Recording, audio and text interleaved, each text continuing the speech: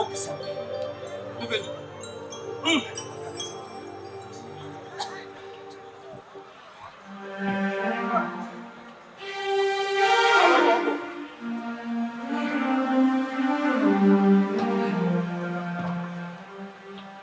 ఓ రాజా రఘునాథ వర్మ, నమస్తే.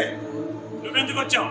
ఏ ఇక్కడికి రావాలి అంటే నీ పర్మిషన్ తీసుకోవాలా?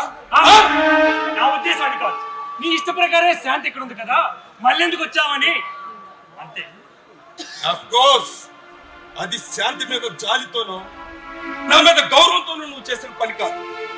తప్పనిసరి పరిస్థితుల్లో తప్పించుకోలేక నువ్వు శాంతికి ఆశ్రయం ఇచ్చావు. Am I right? Mister Varma, ఒక్కసారి ఈ ఫోటోలు చూడు. నీ గత చరిత్రలో నువ్వు సాగించిన రాజకీయ విలాసాలు.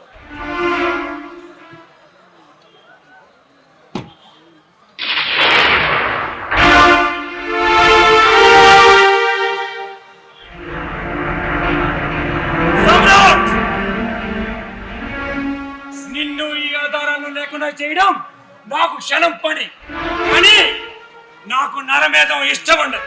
సరిగ్గా నీకు వారం రోజులు గర్విస్తున్నా. ఈ ఫోటోలు దానికి సంబంధించిన ఆధారాలు నాకు తెచ్చివ్వాలి, లేకపోతే. ఎదిరిస్తున్నావా వర్మ? విషనాగులు పొసుగొట్టే ఈ వైకుంఠపాలిలో ఎవరు బ్రతుకు ఎగతాళంటుందో కొందరులోనే తెలుసు. ఇది పులి మేక ఆట కాదు వర్మ. సకల చరాచర జగత్తునే పాదాగ్రంతో చేసుకోగల ఈ సామ్రాట్ సాగిస్తున్న యాగం. మమతానురాగాలు మట్టిపోలు కాగా ఉక్కు పాలనే నిలివెల్ల నింపుకున్న ఈ సామ్రాట్ రెచ్చగొట్టుకో. సామ్రాట్ డబ్బుకు లెక్క చేయవు, ప్రమాదాలను అంచడం ఎందుకే?